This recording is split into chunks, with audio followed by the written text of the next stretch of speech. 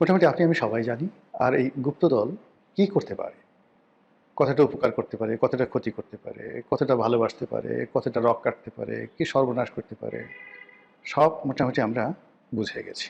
একটি সরকারকে পরাজিত করতে পারে, ক্ষমতা থেকে উচ্ছেদ করতে পারে, সরকারকে বিপদে ফেলতে পারে, একটি নির্বাচনকে ম্যানিপুলেট করতে পারে এবং আরও অনেক কিছু, যাকে 1971 সনে আমাদের মহান মুক্তিযুদ্ধের সময় এই বাংলাদেশের রাজনীতি, অর্থনীতি, জীবন, জীবিকা, নারীর ইজ্জত, সম্ভ্রম, মান, মর্যাদা তছনছ করে দেওয়ার যে বিশ্ব রেকর্ড তৈরি করেছিল, সেই গুপ্ত শক্তি সম্পর্কে এই মুহূর্তে বাংলাদেশে যদি সবচেয়ে বেশি সন্ত্রস্ত থাকেন কেউ, তিনি হলেন জনাব তারেক রহমান, মাননীয় প্রধানমন্ত্রী। আসার আগে তিনি একাধিকবার এই গুপ্ত শক্তি সম্পর্কে সতর্ক করেছেন জাতিকে। তিনি তন্ন তন্ন করে খোঁজার চেষ্টা করেছেন যে তার আশেপাশে কারা কারা গুপ্ত শক্তি আছে, এবং তিনি জানেন, খুব ভালো করে জানেন যে তার একেবারে কিচেন ক্যাবিনেট থেকে শুরু করে তার মন্ত্রিপরিষদ, তার সংসদ, তার পারিষদ, সব জায়গাতেই গিজ গিজ গিজ গিজ করছে গুপ্ত শক্তি। বিএনপির একজন অন্যতম বুদ্ধিজীবী সিনিয়র সাংবাদিক এম এ আজিজ টেলিভিশন টক শোতে প্রায়ই তিনি আমার সঙ্গে থাকেন এবং অত্যন্ত জনপ্রিয় বক্তা। তিনি বেশ স্পষ্ট করে বলেছেন যে তার সন্দেহ এবং তার ভয়, তার আতঙ্ক যে বিএনপির মধ্যে কম করে হলেও 20% গুপ্ত শিবির আছে। আল্লাহ ভালো জানেন। এখন রাজনীতিতে যা কিছু আছে, যা কিছু হচ্ছে, যা কিছু হবে, সব কিছুই আগামীতে গুপ্ত শক্তি দ্বারা নিয়ন্ত্রিত হবে, এতে কোনো সন্দেহ নেই। গত 17 মাসে গুপ্ত শক্তি তাদের কর্মকাণ্ডে যে সফলতা লাভ করেছে, তারপর রাষ্ট্র পরিচালনায় তারা যে অভিজ্ঞতা অর্জন করেছে, একটি সফল বিপ্লবের তারা নেতৃত্ব দিয়েছে, গণ অভ্যুত্থানের নেতৃত্ব দিয়েছে, এবং সেই গণ অভ্যুত্থানের মিঠাই মন্ডা যা কিছু আছে সব তারা চেটে পুটে খেয়েছে। এখন তারা স্ফীত, এখন তাদের কোনো সংকট নেই। অর্থ, বিত্ত, ক্ষমতা সব জায়গাতে তারা টল টল টল টল করছে।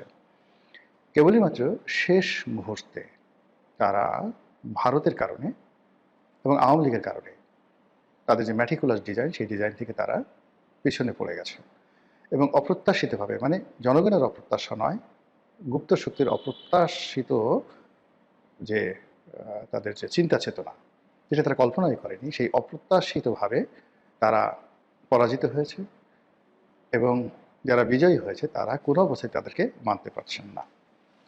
ফলে রাজনীতি খুব অল্প সময়ের মধ্যে জটিল এবং কুটিল হয়ে পড়েছে।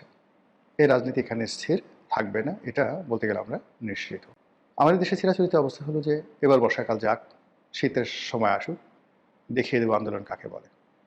কিংবা এই রমজানের মাসটা যাক, ঈদের পর থেকে আমরা আন্দোলন শুরু করব। বাংলাদেশে এই মুহূর্তে এমনি ত্রাহি ত্রাহি অবস্থা চলছে। এবারের যে ঈদ, এবারে যে রমজান, এটা নানা কারণে আমাদের এই ঈদ এবং রমজানটি শ্রেষ্ঠতর হতে পারত।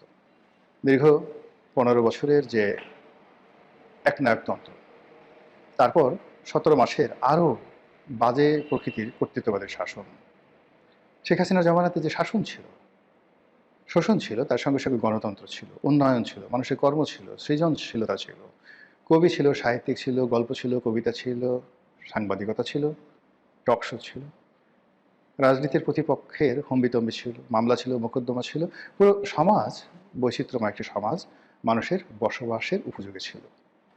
কিন্তু ডক্টর মোহাম্মদ ইউনূসের জমানা 17 মাস আমাদের সব কিছু তছনছ করে দিয়েছে। চারিদিকে শুধু মব আর মব, চারিদিকে শুধু মিথ্যা কথা আর মিথ্যা কথা, চারিদিকে শুধু গালগপ্প গালগপ্প, এটা হচ্ছে ওটা হচ্ছে, এই পৃথিবী থেকে সব মানুষ বাংলাদেশে চলে আসবে, আজ আমেরিকা হয়ে যাবে, পোর্ট দিয়ে দেবো, দেশ দিয়ে দেবো, সেন্ট মার্টিন দিয়ে দেবো, ইত্যাদি ইত্যাদি নানা রকম কথাবার্তা। তার সঙ্গে সঙ্গে আজ রোহিঙ্গারা চলে যাবে, কাল রোহিঙ্গারা চলে যাবে, রোহিঙ্গারা গিয়ে ঈদ করবে আগামী বছর সেই তাদের নিজ দেশে। সকল খাজুরি আলাপ শুনতে শুনতে আমাদের কান যখন ঝালাপালা হচ্ছিল, আমাদের শিল্প কলকারখানা যখন বন্ধ হয়ে যাচ্ছিল, আমাদের বেকার সমস্যা যখন তুঙ্গে, আমরা রাষ্ট্র হিসেবে যখন প্রায় দেউলিয়াতের পর্যায়ে চলে যাচ্ছিলাম, ঠিক সেই সময়টিতে একটি গণতান্ত্রিক নির্বাচন হলো এবং সেই নির্বাচনে বাংলাদেশের বৃহত্তম এবং জনপ্রিয়তম দল বিএনপি ক্ষমতা এলো। তারেক রহমান সাহেব প্রত্যাশিতভাবে প্রধানমন্ত্রী হলেন। এর সেটা আনন্দের কী হতে পারে? কিন্তু আমরা স্বস্তি পাচ্ছি না, অনেকগুলো কারণ। প্রথম কারণ হলো যে এই মুহূর্তে দুটো নতুন যুদ্ধ, আফগানিস্তান এবং পাকিস্তানের যুদ্ধ, এবং আমাদের বাংলাদেশের রাজনীতিতে গত 17 মাসে পাকিস্তান এবং আফগানিস্তানের যে প্রভুত্ব, তাদের যে আধিপত্য, তাদের যে রাজনৈতিক মতাদর্শ যেভাবে আমাদের সমাজে বিস্তার লাভ করছে, এখানে যেটাকে বলা হয় কনফ্রন্টেশন, এটি ইসলামিক কনফ্রন্টেশন এটি আমাদের জন্য রীতিমতো গোদের উপর বিস্ফোরা হয়ে দাঁড়িয়েছে। আমাদের দেশে এক ধরনের বা এক শ্রেণীর ইসলামপন্থী রয়েছেন যারা সদল বলে আফগানিস্তানে গিয়েছেন। আফগানিস্তানের যারা হর্তাকর্তা ব্যক্তি, তালেবানদের হর্তাকর্তা ব্যক্তি, তারা বাংলাদেশে এসেছেন এবং এই দেশটিকে একটি তালেবানি এমিরেট বা তালেবানি রাষ্ট্র গড়ার জন্য অনেক মানুষ চেষ্টা করেছে। অন্যপক্ষ এই রাষ্ট্রকে একটি পাকিস্তানের মতো করে একটা পাকিস্তানকে রোল মডেল বানিয়ে এই রাষ্ট্রকে পাকিস্তানের আদলে গড়ে তোলার জন্য গত 17 মাসে চেষ্টা করেছে। এর বাইরে আরেকটি পক্ষ যারা এটাকে আমেরিকা বানাতে চেয়েছে, আবার আরেকটি পক্ষ এটিকে একটি Yunus land, the land of Yunus এরকম তৈরি করার চেষ্টা করেছে। কিন্তু কোনোটার সফলতা আমরা পাইনি, বরং প্রতিটি কাজ করতে গিয়ে রাষ্ট্রের অর্থ গেছে, ক্ষমতা গেছে, বিত্ত গেছে, বৈভব গেছে, সব কিছু তছনছ হয়ে গেছে। এবং এগুলো হওয়ার পর যখন নতুন সরকার এলো তখনই আফগানিস্তান পাকিস্তানের যে যুদ্ধ সেটা শুরু হলো। তো আফগান এবং পাকিস্তানের যে যুদ্ধ, সেই যুদ্ধের প্রেক্ষিতে আমাদের দেশে যারা অতি উৎসাহী যে সকল ইসলামপন্থী রয়েছেন, পাকিস্তানপন্থী রয়েছেন, আফগানপন্থী রয়েছেন, তাদের মধ্যে নিঃসন্দেহে কুলাকুলি হবে না, তাদের মধ্যে চুমোচুমি হবে না, তাদের মধ্যে মুসাহাবা হবে না, তাদের মধ্যে বিয়ে শাদী হবে না। তাদের মধ্যে যা হবে আশা করতে পারেন, আশঙ্কা করতে পারেন, এটি পাকিস্তান আফগান সীমান্তে যা হচ্ছে অনুরূপ কিছু একটা হবে। এটা হলো বর্তমান সরকারের জন্য একটা মারাত্মক বিপদ, যা কিনা এই সরকারের ঘুম হারাম করে দিয়েছে। দ্বিতীয় সমস্যা হলো এই মুহূর্তে ইরান এবং আমেরিকার যুদ্ধ চলছে এবং এই যুদ্ধের ফলে আমাদের বৈদেশিক বাণিজ্য, আমাদের ফরেন রিজার্ভ, আমাদের যে ফুয়েল সিকিউরিটি, জ্বালানি নিরাপত্তা, তারপর মধ্যপ্রাচ্যে আমাদের যে শ্রমশক্তি রপ্তানি এবং রেমিটেন্স প্রবাহ, সব কিছু ঝুঁকির মধ্যে পড়েছে।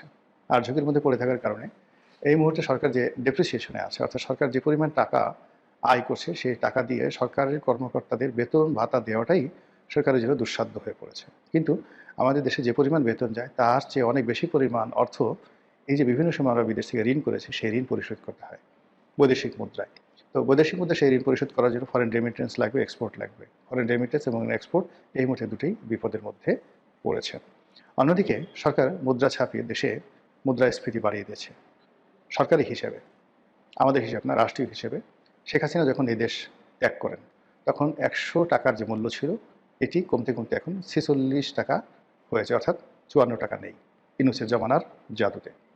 আর তারেক সাহেবের জমানাতে যদি আবার আরেক দফা মুদ্রাস্ফীতি ঘটে তাহলে এই টাকার মান যদি 25 টাকায় নেমে আসে তাহলে বুঝতে পারেন যে আমি কোথায় চলে যাব। বস্তা বস্তা টাকা নিয়ে আপনাকে বাজারে যেতে হবে। ইলিশ মাছ শেখ হাসিনা যখন ছিলেন তখন 1600 টাকা কেজি ছিল, এখন সেই ইলিশ মাছের কেজি 4000 টাকা। বোঝার চেষ্টা করেন যে ইলিশ মাছের গন্ধ শুকে আপনাকে সময় পার করতে হবে। এছাড়া আরও যে সকল জিনিসপত্র, নিত্য প্রয়োজনীয় জিনিসপত্র, সকলের দাম মারাত্মকভাবে বেড়ে গেছে। 70 টাকা ছিল বেসনের মূল্য, বেসন যেটা দিয়ে আপনার পেঁয়াজু, বেগুনি, হালিম যে বানান আর কি, বুটের ডাল, এগুলো এই কয়দিন আগে কিনলাম, দেখা গেল যে 120 টাকা না 30 টাকার দাম পার কেজি বেড়েছে।